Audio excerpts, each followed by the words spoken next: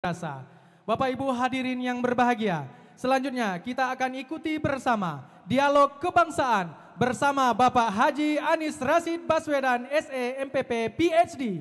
Kepada Bapak disilahkan.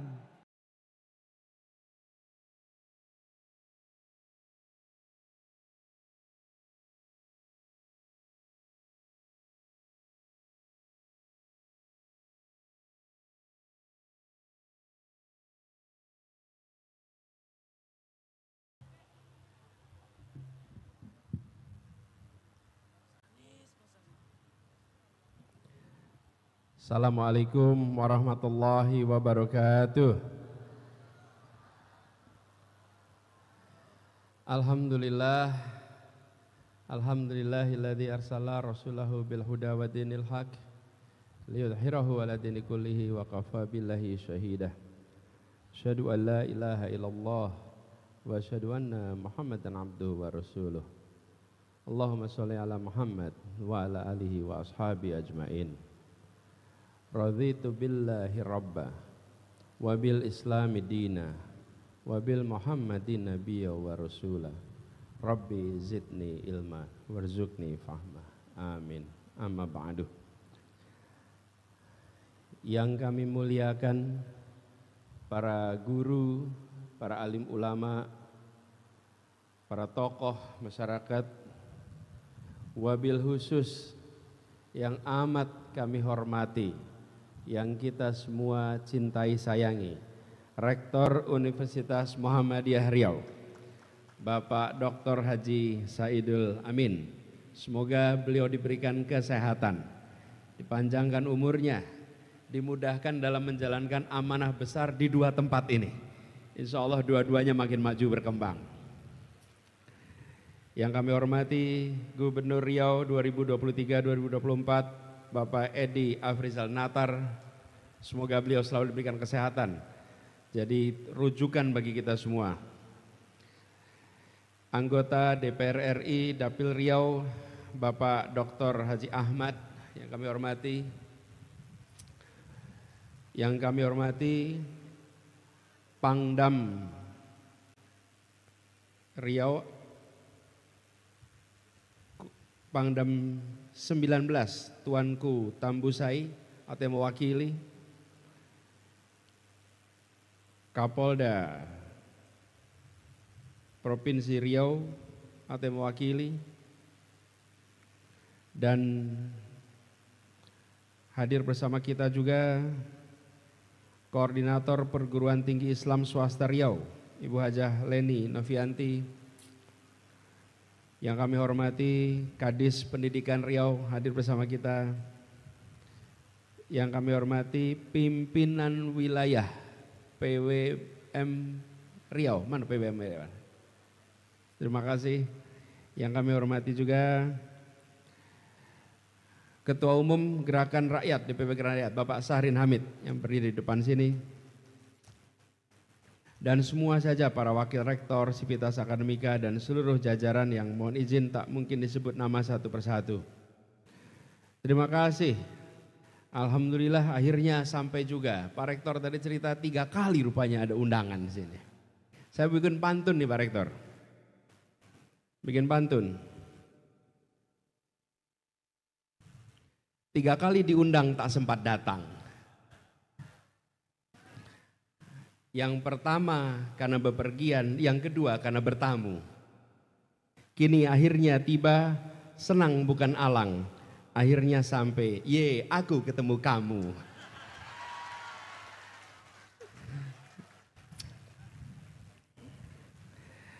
Ke Pekanbaru membeli kain. Kain dibeli bersama teman.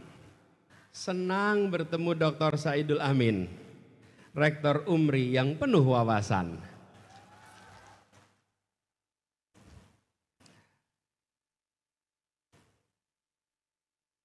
Nah ini ajakan ini. Di tepi sungai Siak berlayar perahu. Angin pagi terasa damai sekali. Menuntut ilmu tekun selalu. Ayo kuliah di kampus Umri. Alhamdulillah senang sekali bisa sampai di sini.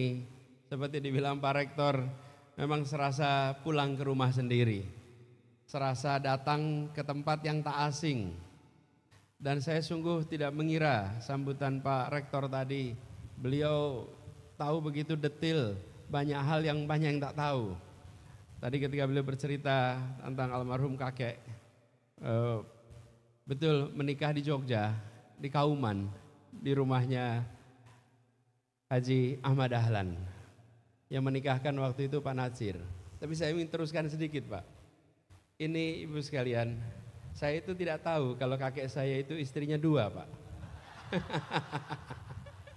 Sebetulnya kan bukan dua bersamaan ya, tapi istilahnya apa? Ibu sambung ya, ibu sambung. Kan saya tidak tahu kalau nenek saya yang saya kenal ketika lahir, karena nenek pertama meninggal tahun 48. Jadi yang saya tahu ketika lahir nenek kedua. Tapi ayah saya, keluarga kami tidak pernah bercerita bahwa ada nenek satunya. Ada. Jadi kami itu cuma tahu nenek itu satu. Saya baru SMP kira-kira Pak. Mungkin SD kelas 6, SMP kelas 1 baru tahu bahwa ternyata nenek saya ini adalah nenek sambung. Kenapa? Karena 9 anak itu Pak, yang anak dari istri pertama, itu nenek kami yang pertama itu meninggal sesudah melahirkan anak nomor 9, kena malaria, meninggal. Jadi yang paling kecil bayi Pak.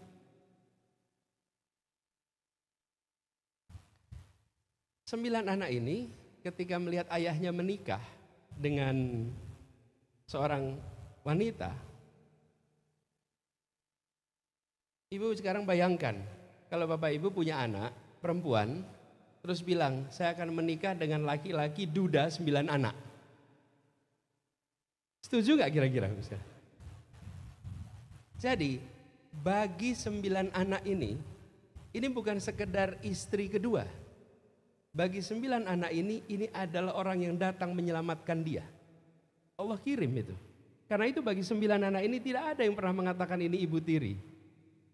Karena hanya seorang perempuan yang mau mengurusi 9 anak, mau repot-repot menikah dengan seorang laki-laki yang punya 9 anak. Dan dia tidak bawa anak. Karena itu semua menempatkan ini seperti ibu kandungnya. Dan saya tidak pernah tahu Pak bahwa ini adalah 2 nenek sampai kemudian hari. Hari ini Bapak mempertegas bahwa ada 2 nenek di situ Pak. Tapi saya ingat sepanjang itu dan inilah sebuah perjalanan keluarga yang insya Allah kita semua punya cerita di keluarga kita masing-masing.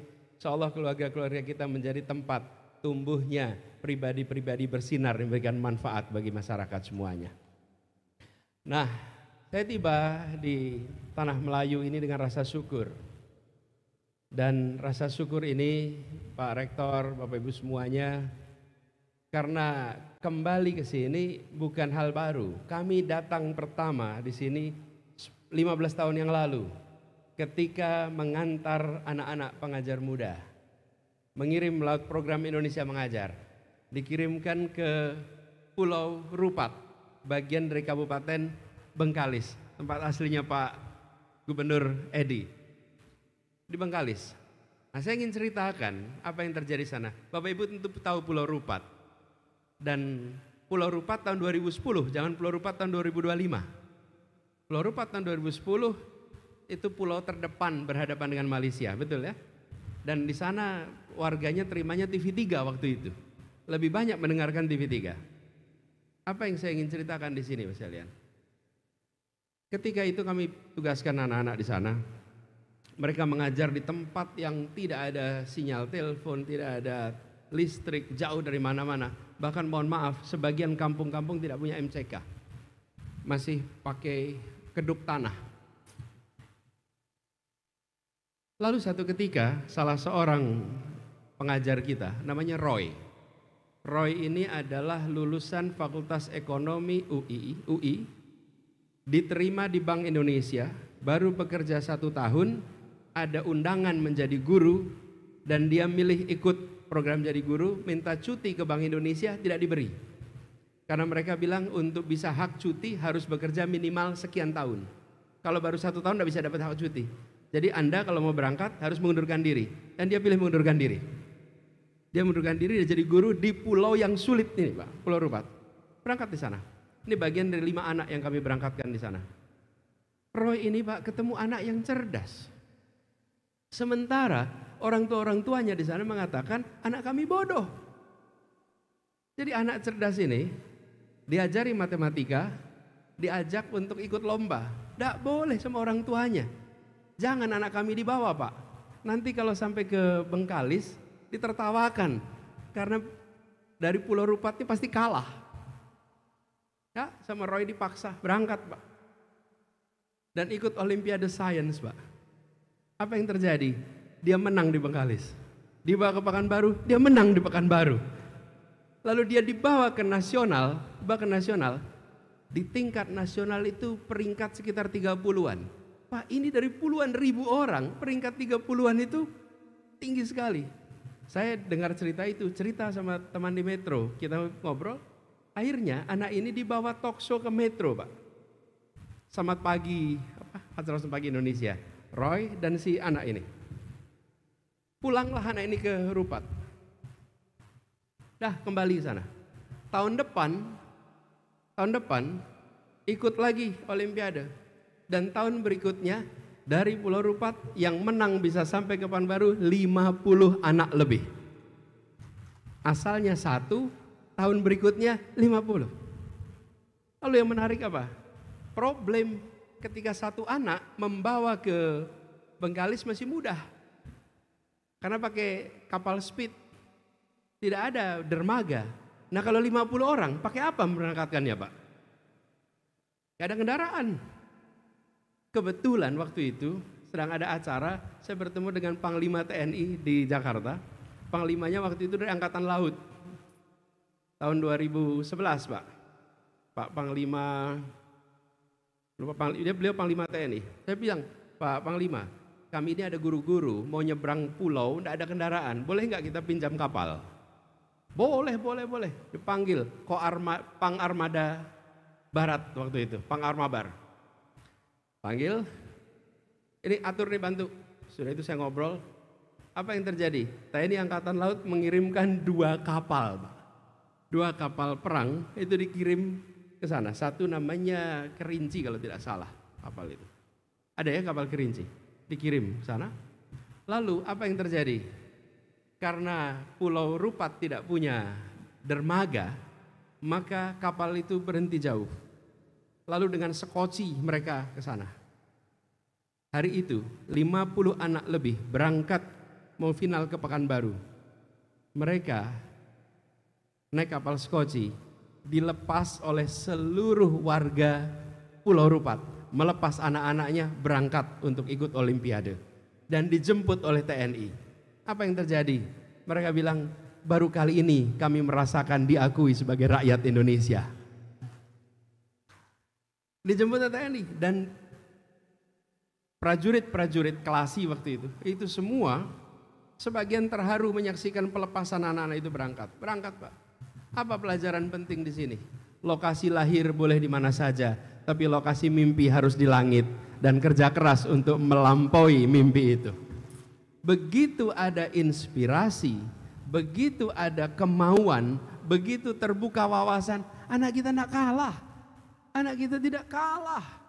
Tapi yang sering kali menutup siapa? Yang menutup itu orang tua kita ini. Yang mengatakan kami terbelakang, kami kalah. Tidak sama sekali. Kita ini tidak kalah. Kita ini potensinya sangat besar.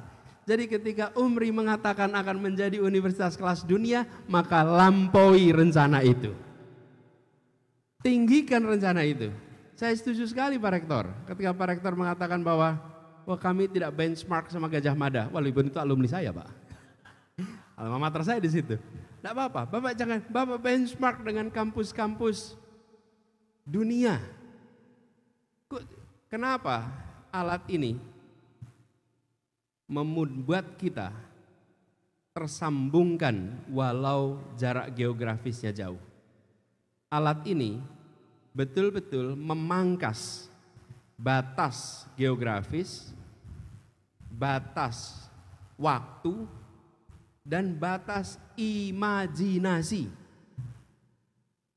Imajinasi kita itu ditentukan oleh pengetahuan kita. Kalau seorang anak di sebuah wilayah tidak pernah dengar apa itu namanya pilot, dia tidak pernah membayangkan jadi pilot. Kalau seorang anak tidak pernah dengar apa itu namanya astronot, tidak pernah membayangkan ada astronot. Karena itulah wawasan diluaskan, pengetahuan diluaskan, imajinasi terbuka, dari situ muncul berbagai macam aspirasi. Jadi senang sekali mendengar aspirasi ini dan harapannya, kekuatannya bagaimanapun juga selalu dari dosen, Pak Rektor. Selalu dari dosen. Karena pendidik ini menjadi kunci. Apalagi pendidik di era digital seperti sekarang. Kompetisinya ketat, bukan kompetisi melawan dosen lain, kompetisinya dengan kemajuan ilmu di bidangnya. Dia harus berlomba dengan kemajuan ilmu di bidangnya. Yang kemajuan itu bergerak luar biasa cepat. Sehingga pendidik yang baik, peneliti yang baik, dosen yang baik adalah dosen yang terus-menerus memperbaharui keilmuannya. Yang terus-menerus menjaga berada di ujung terdepan. Karena inilah kuncinya. Nah, yang menarik nih, sekarang di era teknologi. Jadi buat adik-adik mahasiswa, para sivitas akademika semua di sini, pertanyaan ini, dosen bisa nggak diganti teknologi? Dosen bisa nggak diganti AI? Nggak bisa. Ya, saya juga dosen. Saya punya NIDN juga. Banyak yang akan bilang tidak bisa. Kalau pertanyaannya diubah sekarang. Dosen macam apa yang bisa diganti teknologi? Dosen macam apa yang tidak bisa diganti teknologi? Langsung kita ketemu, bukan? Langsung. Dosen yang repetitif. Materinya daur ulang terus dari semester ke semester. Slide-nya tidak pernah ganti. PowerPoint-nya sama terus. Materi ujian, yang begini nih bisa diganti teknologi dengan mudah. Tapi dosen yang membawa kebaruan terus menerus, hadir dengan inspirasi, hadir dengan gagasan-gagasan yang mencerahkan, teknologi apapun tidak akan pernah bisa menggantikan dosen itu. Nah, sekarang pertanyaannya, saya masuk yang tipe mana ya? Tipe yang pertama atau tipe yang... Jadi bukan tergantung pada teknologinya, tapi tergantung pada diri kita. Ada pidato yang bisa digantikan teknologi, ada Pak. Karena itu terus yang dibacakan. Tapi ada yang tidak bisa tergantikan. Karena dia menginspirasi. Ada kuliah yang tidak bisa digantikan. Nah, jadi sebuah harapan. Insya Allah Umri menuju Indonesia, bahkan Umri menuju Asia Tenggara, sebuah cita-cita yang tinggi. Insya Allah akan tercapai. Insya Allah akan terlampaui. Nah, saya beruntung berada di tanah ini. Dari tadi berbicara dalam bahasa Indonesia. Dan kita harus berterima kasih. Karena bangsa besar Indonesia ini terdiri dari berbagai macam suku. Dan hari ini tanggal 7, kira-kira 10 hari yang lalu. 10 hari yang lalu kita memperingati 28 Oktober. Salah satu kesepakatan terpenting, kalau menurut saya itu yang terpenting, adalah kesepakatan bahasa persatuan, bahasa Indonesia. Dan ini adalah hasil karya budaya dari tanah Melayu. Kontribusi yang tak bisa dihilangkan. Bahasa Indonesia menjadi lem. Lem itu apa? Perekat. Menjadi perekat. Perekatnya Republik ini bahasa.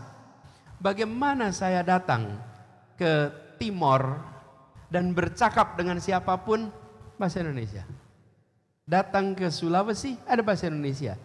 Ada kabupaten-kabupaten yang dalam satu kabupaten itu ada 3 bahasa, ada 5 bahasa dalam satu kabupaten. Ketika tidak ada bahasa Indonesia, kebayang tidak di ruang kelas belajar pakai bahasa apa? Nanti kecamatan A bahasa A, kecamatan B bahasa B. Betul tidak Mas? Bayangkan ruang parlemen kita. Kalau ruang parlemen kita itu berisi bahasa macam-macam. Untung ada, kita sering menganggap sepele. Tanpa adanya bahasa persatuan, kita tidak punya keutuhan seperti sekarang ini. Dan itu adalah kontribusi masyarakat Melayu yang ada di dalam sejarah kita yang tidak bisa dihilangkan. Saya kalau berbicara di forum internasional terutama di wilayah Eropa, Pak, saya sering sebutkan soal ini, Pak. Kenapa? Uni Eropa itu terdiri dari 27 bangsa. Indonesia terdiri dari begitu banyak bangsa-bangsa. Dulunya kan sebelum kita menjadi satu bangsa. 27 bangsa di Eropa itu. Apa bahasa persatuan Uni Eropa? Tidak ada. Ada bahasa resmi mereka. Apa bahasa resmi mereka? Bahasa Inggris? Tidak, Inggris sudah keluar Uni Eropa. Brexit. Perancis, orang Jerman tidak mau pakai bahasa Perancis. Jerman, orang Perancis tidak mau pakai. Tapi sekalian, 27 bangsa itu menyepakati bahasa resmi. Jumlahnya 23. 23 bahasa resmi. Artinya apa kalau 23 bahasa resmi? Pertemuan seperti ini, seluruh Uni di belakang sana berderet penerjemah. Semua orang duduk sini dengan pakai headphone. Tidak ada yang namanya persatuan yang sesungguhnya. Tidak ada integrasi yang sesungguhnya. Ini di sini ada berdiri dari TNI, dari polisi. Apa Bapak sekalian? Tidak mungkin ada angkatan bersenjata yang kuat kalau jalur komando pakai penerjemah, Bapak Ibu. Benar ya Bapak sekalian? Tidak mungkin. Tidak mungkin. Karena itu saya sering sampaikan pada mereka, kalau Anda ingin belajar tentang persatuan yang sesungguhnya, kematangan berbangsa, maka lihatlah negeri paling ujung Tenggara Asia, namanya Indonesia. Di sana bisa jadi contoh pada dunia. Dan itu disepakati sebelum ada negara. Di tempat lain, negara terbentuk dulu baru sepakat bahasa. Oh kita tidak, kita bersepakat dulu. Dan kita harus hormati suku-suku bangsa besar jumlahnya, tapi menerima bahasa Melayu sebagai bahasa pengantarnya.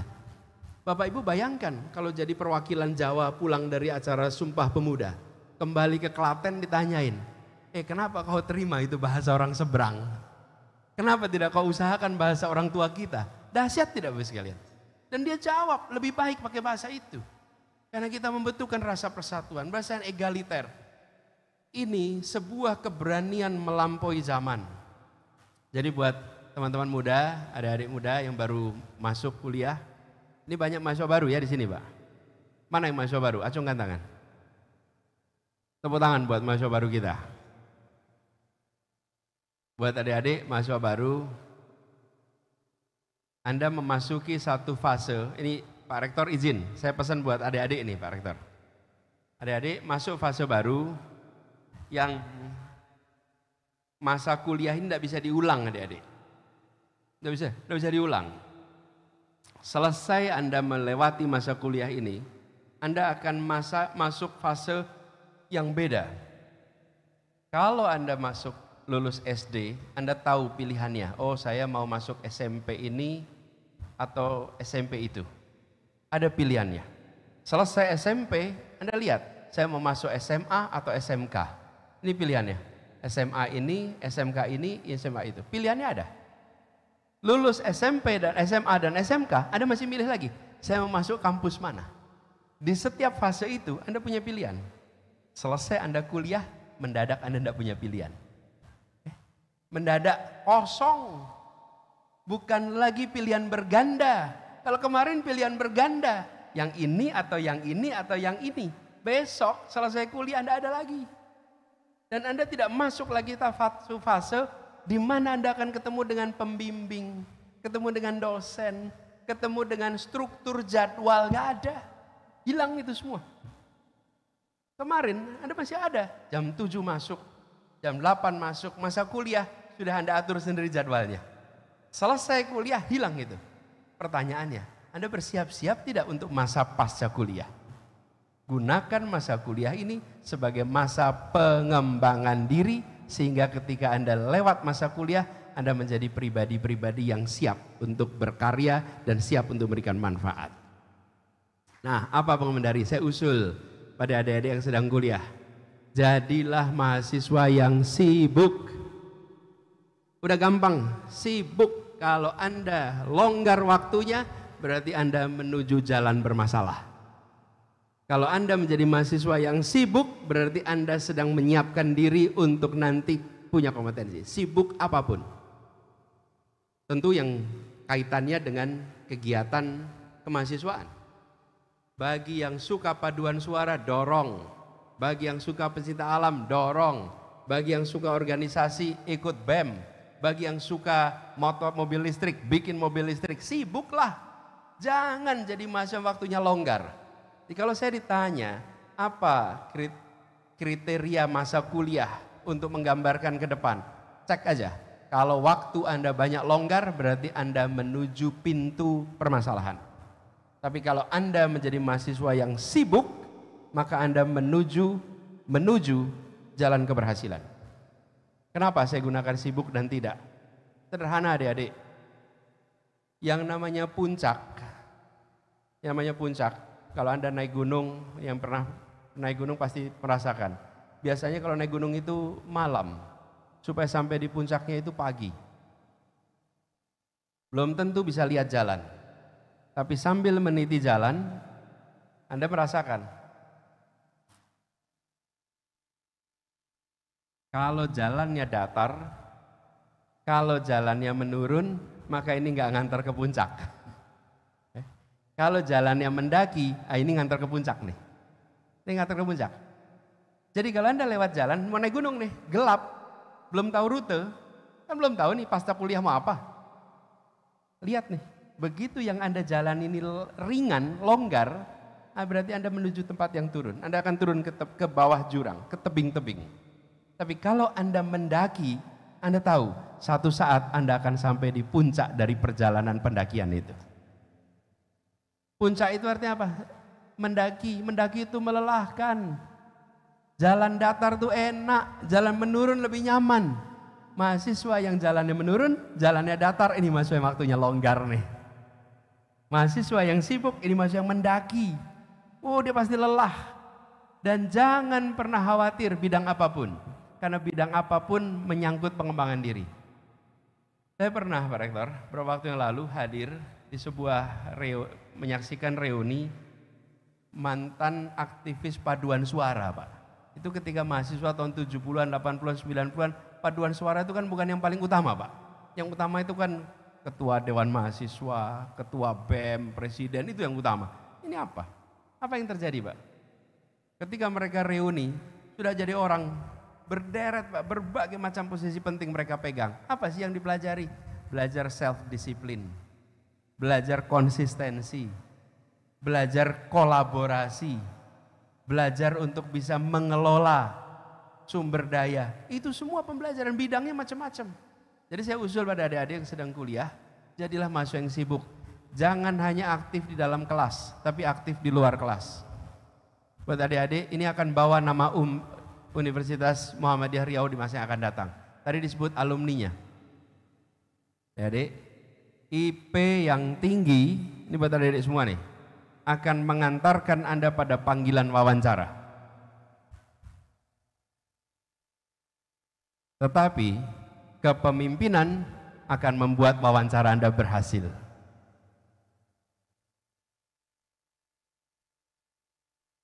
Jadi nggak cukup pakai modal IP tinggi. Tapi juga jangan bilang gini, oh kata Pak Anies IP nggak usah tinggi. Jangan. Kalau IP-nya nggak tinggi nggak dipanggil wawancara. Tapi itu saja nggak cukup. Begitu sampai di ruang wawancara, saya yang sering wawancara nih, pasti bapak-bapak juga sering wawancara. Salaman pertama sudah langsung bisa merasakan. Apa? Tangannya dinginnya luar biasa.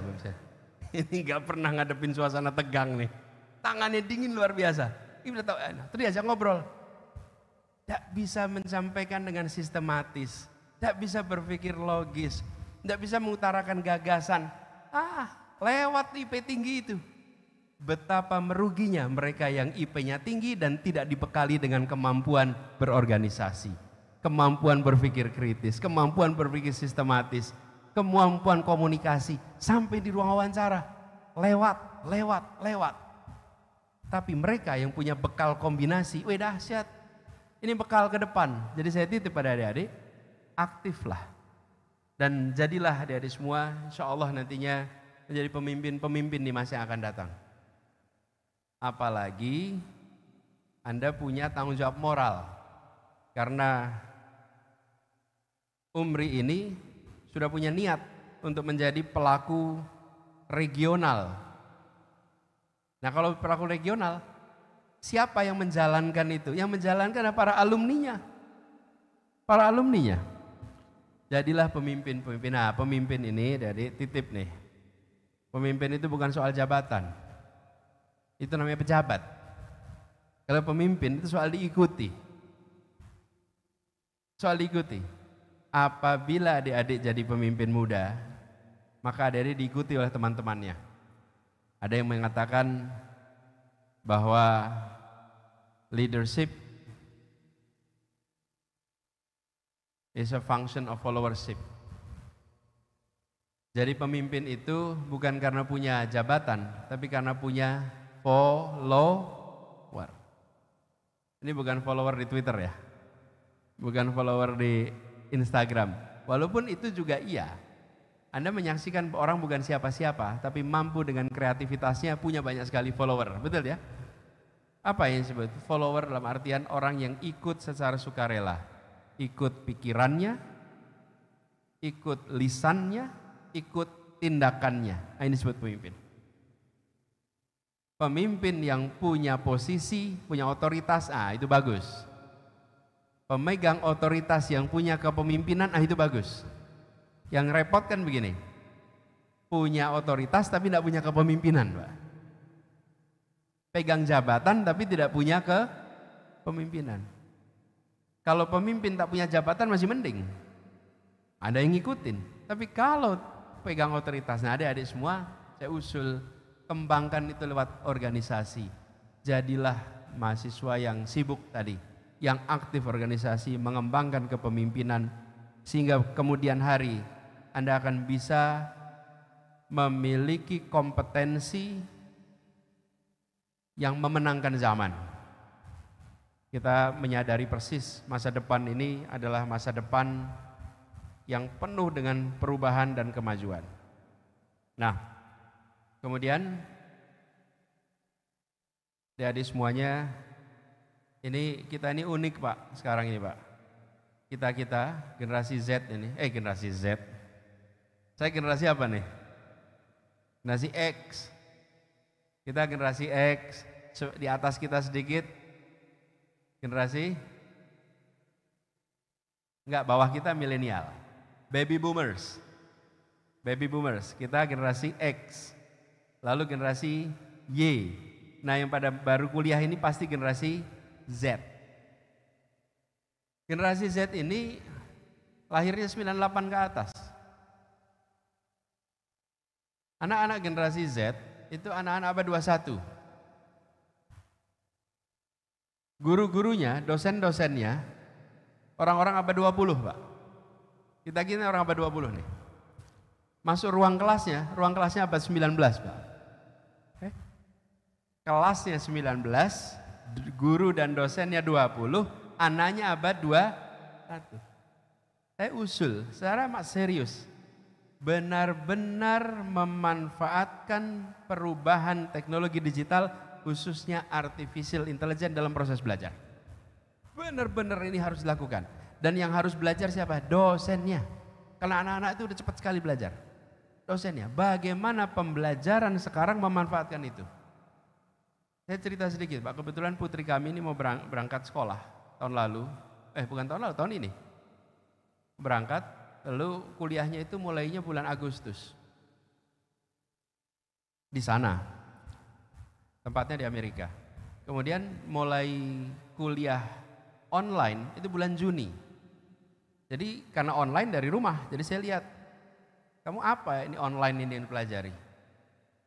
Ternyata selama 2 bulan lebih belajarnya adalah bagaimana menggunakan AI dalam program master. Bagaimana melakukan AI dalam belajar, bagaimana melakukan AI untuk riset. Saya ketika melihat itu semua, waduh, ini lompatannya agak jauh nih. Tapi itu bisa kita kerjakan karena alatnya ada di sini sesungguhnya. Saya katakan agak jauh, kenapa? Karena kita di sini masih sebagian malah memusuhi, Pak. Malah memusuhi, jangan pakai. Jangan, ini harus dipakai. Tapi jangan kita menjadi abdinya AI, jangan. AI itu harus kita jadikan sebagai asisten pribadi kita. Jangan dibalik. Anak ini sekalian untuk semua bidang. Supaya kita berada di dalam state of the art knowledge. Di garda paling depan dari ilmu pengetahuan. Dan ini hanya bisa kita kejar kalau kita mau dari sekarang membuka diri, memanfaatkan itu.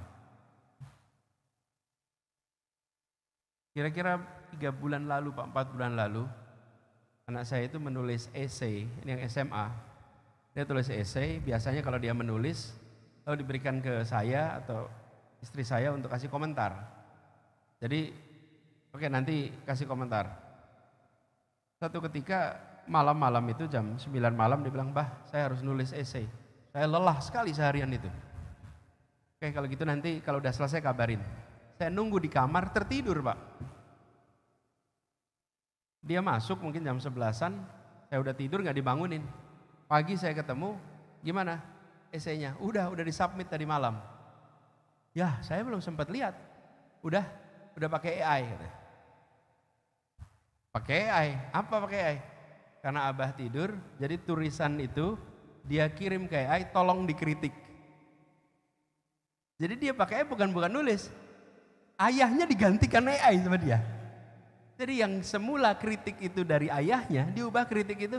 Jadi kok bisa begini? Iya, diajarin sekolah. AI itu nggak boleh dipakai buat berkarya, tapi AI boleh dipakai untuk mengkritisi terus-menerus. Dikritik lagi, sehingga tulisan menjadi baik. Nah, dia manfaatkan itu, diajarin di sekolah. Nah, jadi di alat itu dijadikan asisten dia, bukan sebagai tolong buatkan esai, bukan. Nah, yang sering terjadi kan kita mau jalan pintas. Saya kepengen bikin esai soal ini, tolong dibuatkan. Nah, itu namanya kita merendahkan diri kita. Jangan rendahkan kemampuan berpikir kita di hadapan mesin itu. Tapi tinggikan harga diri kita dengan mengatakan, "Yuk kerja buat saya kasih pertanyaan-pertanyaan yang harus jawab." Jadi, ini Bapak sekalian, kita berada di fase konjunktur ini, fase persimpangan nih, crossroad nih. Kalau itu diambil insya Allah lompat. Nah, itu akan membuat universitas, lokasi boleh di mana saja, tetapi kualitas bisa kualitas yang terbaik dan tertinggi di dunia. Insya Allah umri ini akan seperti itu. Insya Allah umri ini akan begitu. Dan sekalian, perserikatan ini punya sejarah panjang. Muhammadiyah punya sejarah panjang. Sejarah panjang apa? Sejarah panjang berisi orang-orang yang progresif. Ketika TK Aba didirikan dulu. Ini kita bicara TK Aba yang Muhammadiyah pasti tahu nih. TK Aba nih TK Aisyah Bustanul Atfal. Saya nih alumninya nih. Saya nih alumni TK Aba nih. Nah, ketika baru berdiri itu sekitar 100 tahun yang lalu, apa yang dikerjakan TK Aba yang mencengangkan? Mengadopsi konsep pendidikan Montessori. Betul ya Pak Rektor? Montessori. Wih, itu orang kaget. Aisyah ngambil Montessori. Kaget Pak. Ini kita lagi dalam kolonial Belanda, ada ambil konsep barat untuk pendidikan anak usia dini. Itu dahsyat. Dan sekalian tahun 2000, kira-kira 80 tahun kemudian, baru kita dibuktikan oleh seorang penerima hadiah Nobel namanya James Heckman. James Heckman seorang ekonom, membuat riset yang sampai dapat hadiah Nobel. Kalau riset dikutip, itu biasa. Tapi kalau riset sampai hadiah Nobel, ini baru luar biasa. Apa risetnya mengatakan? Risetnya mengatakan bahwa investasi pendidikan yang memberikan return terbesar adalah usia dini. Itu menantang semua madhab yang selama ini ada di pemerintahan. Investasi uang lebih besar ke pendidikan tinggi daripada pendidikan usia dini. Pendidikan SMK daripada usia dini. Dan dia menunjukkan bahwa hasil terbesar dari pendidikan itu didapat di usia ini. Lalu ketika saya lihat itu, Masya Allah, Muhammadiyah itu sudah bikin TK di saat orang pada belum bikin TK di masa itu. Betul ya Ustaz? Dan bikin TK-nya dengan konsep Montessori. Wih, itu terobosan. Nah, Muhammadiyah punya tradisi berani menerobos. Karena itu teruskan terobosan-terobosan itu ke depan. Jangan takut bikin terobosan. Memang menerobos itu sering jadi kontroversi. Tapi keberanian menerobos itulah yang membuka rute-rute baru dalam perjalanan. Kalau kita lewat hutan, terlihat ada 2 jalan setapak. Yang satu lebih banyak dilewatin orang, yang satu jarang dilewati orang. Pilih yang jarang dilewati orang. Karena yang jarang dilewati orang, ini yang nanti akan membukakan jalan-jalan baru yang tak terduga. Dan itulah harapan untuk terobosan. Jadi sebuah cita-cita, sebuah harapan yang tinggi. Dan itu saya bersyukur sekali bisa melihat dari dekat kembali Pak Saidul Amin. Terima kasih atas undangannya, terima kasih atas kesempatannya, dan saya ikut mendukung. Nanti kalau ada undangan keempat, insya Allah saya segerakan untuk datang ke sini. Dan jika giliran nanti, jika Bapak datang ke Jakarta, izinkan kami yang menyambut. Kita terus tukar pikiran, kita terus tukar gagasan, tapi harapan kami kemajuan dari UMRI ini muncul. Jadi bayangkan kalau lagu yang digubah oleh Pak Jarnawi tadi, Sang Surya, menggambarkan ufuk terbit dari timur. Biarkan matahari cerah itu tumbuh cerah dari Universitas Muhammadiyah Riau untuk seluruh Indonesia. Terima kasih, kurang lebih mohon maaf. Nasrun minallah wa fathun qarib wa basyiril mu'minin. Assalamualaikum warahmatullahi wabarakatuh. Waalaikumsalam warahmatullahi wabarakatuh.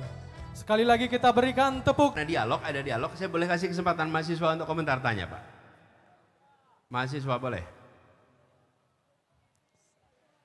Nah, siapanya mohon saya dibantu.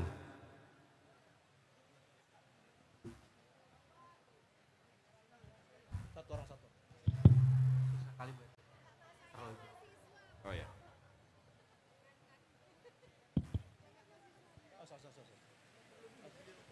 Tes.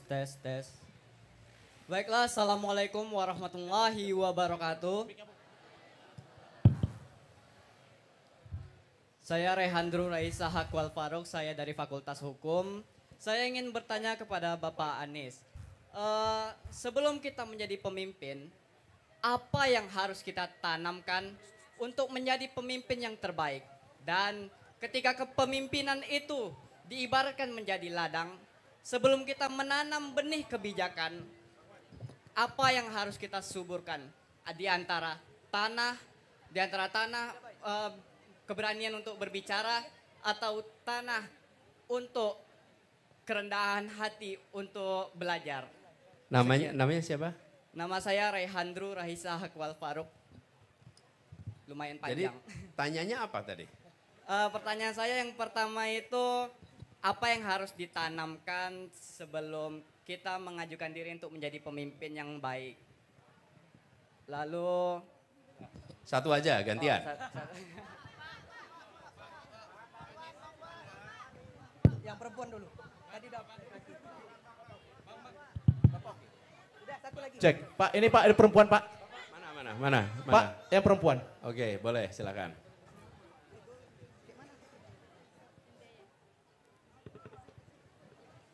Assalamualaikum warahmatullahi wabarakatuh. Perkenalkan, nama saya Syafira Aulia Rahmadita dari Fakultas Ilmu Komunikasi, Prodi Ilmu Komunikasi. Saya ingin bertanya Pak, kebetulan saya mahasiswa semester akhir, semester 7. Nah, banyak mahasiswa seperti saya ini merasa bingung mencari arah dan tujuan setelah kuliah nanti. Nah, apa pesan Bapak untuk kami agar bisa belajar bukan hanya untuk nilai, tapi untuk makna tujuan hidup? Terima kasih Pak. Assalamualaikum warahmatullahi wabarakatuh. Ya, sebentar. Saya catat dulu, nanti lupa.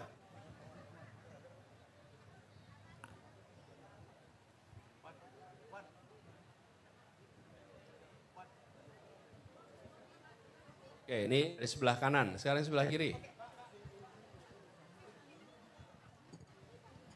Bismillahirrahmanirrahim. Assalamualaikum warahmatullahi wabarakatuh. Perkenalkan, nama saya Sofia. Di sini saya bukan mau bertanya, tapi minta Abah untuk menasehatkan adik-adik kami yang semakin tahun mereka itu minat berorganisasi semakin turun. Kami kesulitan mencari kader yang alasan mereka nggak mau berorganisasi karena mereka bilang organisasi itu buang-buang waktu dan bikin capek. Itu Pak. Padahal saya baru bilang jadilah mahasiswa yang capek ya. Iya, tapi Mas yang sibuk, oke. mahasiswa sekarang pada nggak mau Ya. Pak. Oke. Kasih. Kenapa katanya nggak mau? Pada bilang buang-buang waktu dan bikin capek Oke, gitu. ya. Oke, sip. Terima kasih. Terima kasih Sofia. Ayo lagi.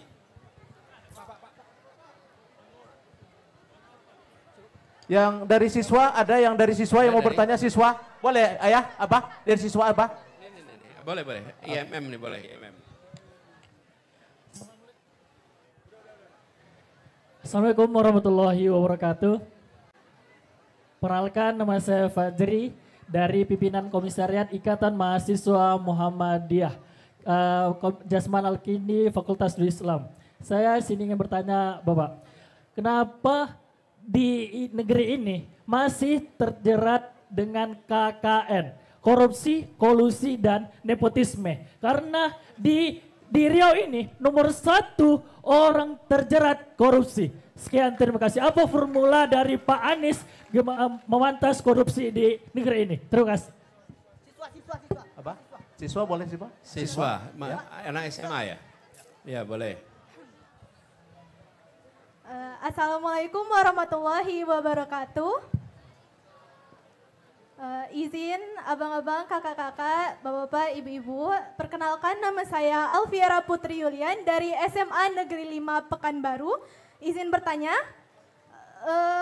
sejak saya kecil saya banyak menghabiskan waktu bersama mama saya di luar negeri karena beliau telah mendapatkan beasiswa LPDP S3 ke Selandia Baru. Semenjak saya kembali ke Indonesia, saya melihat bahwa adanya perbedaan antara education system yang di sana dan yang ada di Indonesia. Nah, saya juga terinspirasi oleh ibu saya untuk melanjutkan studi ke luar negeri dengan beasiswa, yaitu beasiswa Garuda. Nah, namun di satu sisi, terkadang saya merasa, apakah impossible untuk saya study abroad, terutama saya berasal dari sekolah negeri dan harus berjuang 2 kali lipat dibanding sekolah yang memiliki kurikulum internasional. Nah, pertanyaan saya adalah, apa pesan Bapak atau motivasi Bapak untuk para pelajar di seluruh Indonesia, khususnya yang ada di Indonesia, agar terus berjuang meraih cita-cita dan suatu hari nanti dapat berkontribusi kembali kepada Indonesia. Terima kasih.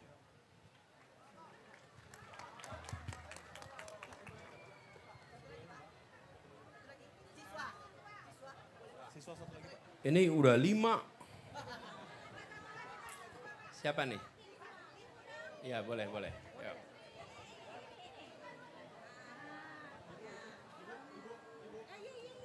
Assalamualaikum warahmatullahi wabarakatuh. Perkenalkan Bapak, nama saya Zahra Hidayatila, Saya siswa dari SMA Negeri 15 Pekanbaru. SMA Negeri 15 Pekanbaru.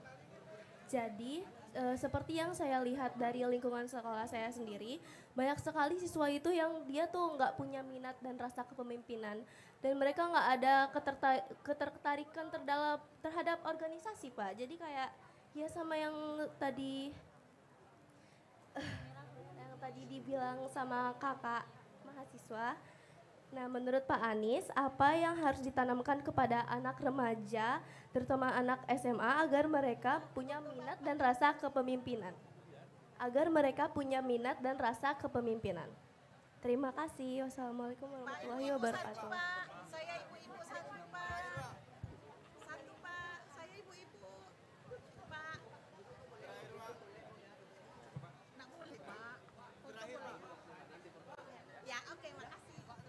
Oke, cukup sudah. Ya, nanti kalau semuanya diselesaikan sekarang nggak perlu kembali lagi nanti.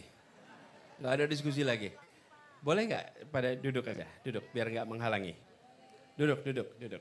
Saya di sini biar agak dekat ya. Pak Rektor izin di belakang Pak Rektor. Supaya bisa dialog dengan semuanya. Gini.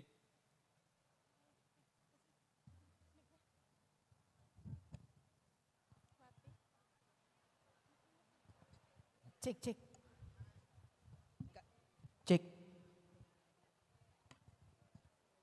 Raihan tadi tanya, apa yang ditanamkan supaya bisa jadi pemimpin? Kemudian ada juga Sofia tanya bagaimana supaya minat organisasi itu tumbuh. Lalu Zahra juga tanya, supaya minat organisasi itu ada. Ini 3 pertanyaan itu sama kira-kira, soal organisasi, soal kepemimpinan. Saya mau tanya nih sama adik-adik. Kepemimpinan. Raihan tanya, apa yang ditanamkan sebelum jadi pemimpin? Apa yang membuat seorang disebut pemimpin? Jika apa? Keberanian, apalagi? Mengayomi, apalagi? Disegani, apalagi? Apa? Selalu 1 langkah di depan. Apalagi? Apa? Nih, namanya siapa? Panggilannya? Ahmad. Ahmad mengatakan jika ada yang mengikuti. Jadi teman-teman sekarang saya tanya nih, kalau disegani langsung disebut pemimpin? Kalau cerdas disebut pemimpin? Kalau dihormati disebut pemimpin? Tidak. Disebut pemimpin jika dan hanya jika diikuti sukarela. Saya lagi sholat nih, pakai baju imam di dalam mihrab. Sholat sendirian, boleh nggak saya bilang saya imam? Syaratnya disebut imam bila apa? Itu dia. Syarat disebut imam bila ada makmum. Jadi nomor 1 kalau Anda menjadi pemimpin, hormati orang-orang yang nanti akan Anda pimpin. Nomor 1, hargai karena mereka lah yang akan membuat Anda jadi Nah sekarang pertanyaan, kenapa orang diikuti?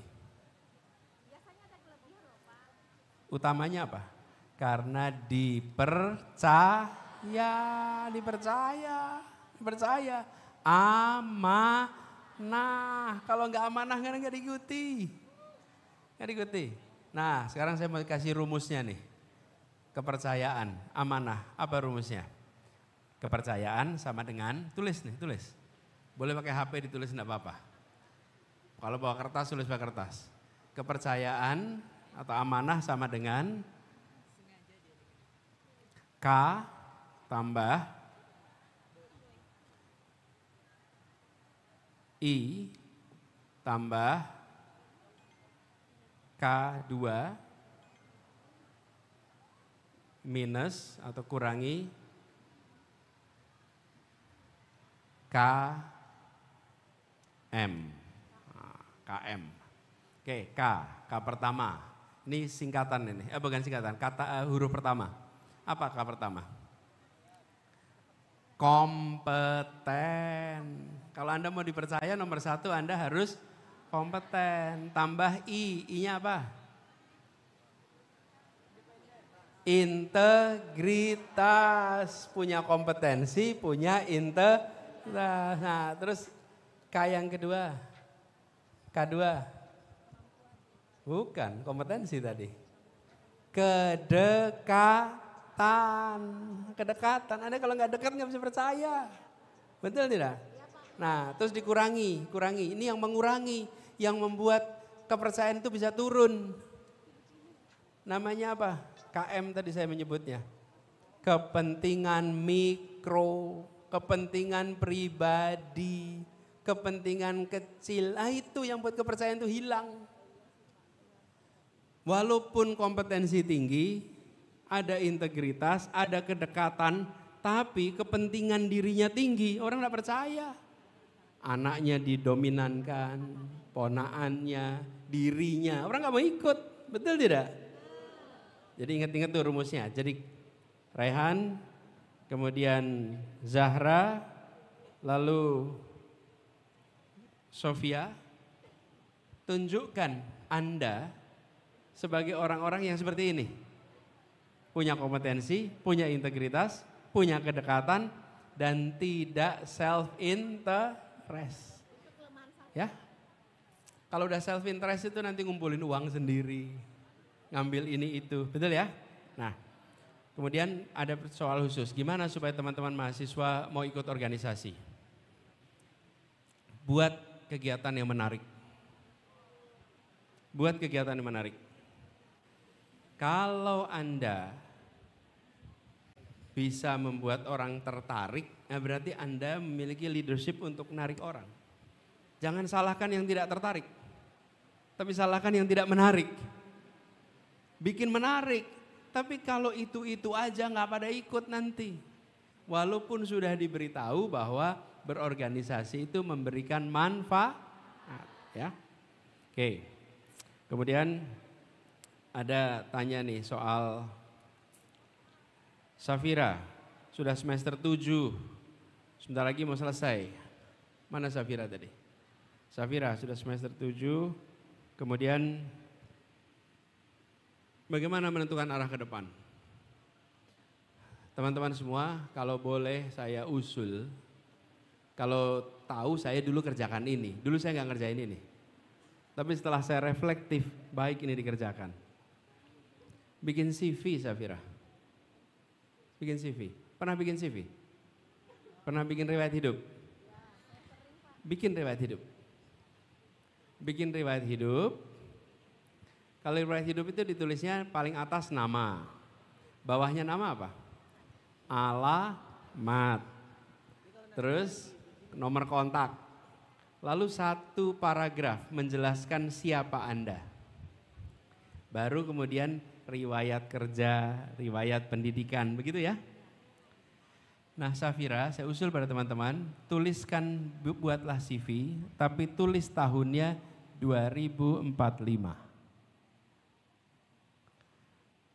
Jadi Anda bikin CV untuk tahun 2045. Anda tulis, siapa Anda tahun 2045? Lalu satu paragraf Anda tulis. Safira fakultas apa? Fakultas Ilmu Komunikasi. Safira, seorang pakar dan praktisi komunikasi, mampu berbicara 3 bahasa, berhasil mengelola brand ABCD, dan menulis jurnal 1, 2, 3, 4. Nah itu kira-kira Anda, 20 tahun yang akan datang. Ditulisnya sekarang. Tulisnya sekarang, itulah. Lalu tulis alamat. Alamat Anda di mana? 20 tahun lagi. Mau menjadi local player, mau menjadi national player, mau menjadi global player. Ya terserah Anda putusin. Tapi tulis sekarang. Dan kalau sudah dibikin gak usah diposting. Kalau nggak dikomentarin nggak perlu sama kanan kiri. Itu imajinasi Anda. Jadi poinnya adalah rumuskan, saya pengen apa sih di masa depan. Nah, terus langkah berikutnya. Dulu ketika saya lulus, saya bilang saya akan cari pekerjaan. Pekerjaan saya harus memenuhi 3 syarat waktu itu. Jenis pekerjaan. 1, pekerjaan memungkinkan secara intelektual berkembang. 2, secara finansial cukup. 3, secara sosial berdampak positif. Dah 3 itu. Dan waktu itu saya pengen jadi dosen. Karena dosen itu dapat begitu 3-tiganya. Secara intelektual tumbuh, secara finansial cukup, secara sosial berdampak. Nah Safira dan teman-teman semua yang mau lulus, rumuskan 3-nya Anda. Itu kan 3-nya saya. 3-nya Anda, saya mau pekerjaan seperti apa ya. Sehingga ketika Anda mencari, melihat kesempatan, mengambil keputusan, Anda punya pedoman gitu ya. Oke, kemudian ada pertanyaan Fajri soal KKN. Korupsi, kolusi, nepotisme, ini harus dimulai. Kalau untuk di pemerintahan, mulainya dari puncak. Puncaknya harus bersih. Kalau puncaknya tidak bersih, menular ke bawah. Kalau atasannya praktek korupsi, bawah itu bisa mencium dan ikut mempraktekkan. Karena itu harus mulai dari atas. Karena itulah kalau pilih orang yang bersih. Lalu diawasi rame-rame. Diawasi terus-menerus. Tidak ada cara lain pengawasan serius. Lalu kampus mahasiswa, mulai laporan keuangan kegiatan mahasiswa itu harus benar. Kalau mahasiswa sudah tidak berintegritas, lulus juga tidak akan berintegritas. IMM, laporan keuangannya transparan tidak? Kalau belum, bikin transparan. BEM, laporan keuangannya transparan tidak? Bikin transparan. Semua kegiatan dibuat transparan. Transparansi itulah yang akan membantu mencegah. Dan latihan transparan. Teman-teman, belum tentu orang itu senang transparan. Senangnya tutup-tutup, bukan? Kita harus mulai dengan transparansi. Jadi Fajri, Anda mengangkat tema yang penting. Ini salah satu masalah terbesar di Republik ini. Masalah terbesar. Di samping penegakan hukumnya. Kita juga menyaksikan ada orang jujur dituduh korupsi, ada juga. Teman saya baru merasakan itu. Namanya Tom Lembong. Ya kan? Dan akhirnya dibuktikan di pengadilan.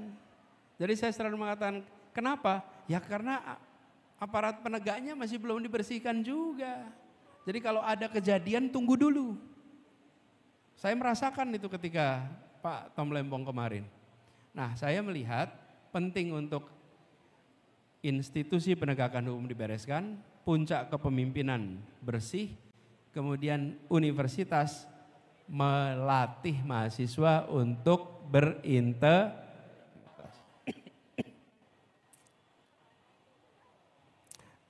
Alfira, Anda sekolah di sekolah negeri, bisa nggak dapat beasiswa nanti? Anda cek Alfira, ada begitu banyak orang sekolahnya negeri dan dapat juga beasiswa. Menurut saya sekarang ini kesempatan terbuka. Kalau ada kemauan, ada jalan. Dan jangan Anda terlalu memikirkan siapa kompetitor Anda, tapi pikirkan bekal apa Anda untuk berkompetisi. Itu yang lebih penting untuk dipikirkan. Bekal itu yang harus disiapkan. Kalau Anda memiliki pengalaman organisasi, saya jamin lebih mudah dapat beasiswa daripada tidak. Yang sama-sama nilainya tinggi tanpa organisasi dan nilai tinggi dengan organisasi, kira-kira dipilih yang mana? Iya. Karena itulah tadi saya katakan, kepemimpinan menjadi penting. Pemberi beasiswa selalu memikirkan ini, kalau saya beri sekarang, dampaknya apa ya untuk masa depan? Semua pemberi beasiswa selalu begitu. Karena dia mencari bibit untuk dia letakkan investasinya. Kan uang ini investasi bukan? Dia akan letakkan, nah ketika dia milih kira-kira nih, dia nanti ke depan bisa jadi orang bermanfaat tidak ya? Kalau dia menjadi bermanfaat, nah saya letakkan uangnya di situ. Jadi Anda jangan khawatir dengan yang lain, tunjukkan diri Anda bisa bermanfaat. Banyak sekali tips-tipsnya, nanti Anda cari. Dan tips-tips itu nanti insya Allah bisa mengantarkan Anda untuk berhasil. Saya rasa 6-6-nya udah dijawab. Terima kasih buat mahasiswa di Universitas Muhammadiyah Riau. Anda beri pertanyaan-pertanyaan berkualitas. Saya titip tinggikan cita-citanya. Tinggikan cita-citanya. Ada salah satu hal yang sering dikhawatirkan, kami sering khawatirkan apa itu? Kami khawatir kalau seseorang berhasil meraih cita-citanya, tapi cita-citanya terlalu rendah. Puas, berhasil tapi terlalu rendah. Jangan, karena itu tinggikan cita-cita. Lalu kerja keras untuk meraih bahkan melampaui cita-citanya.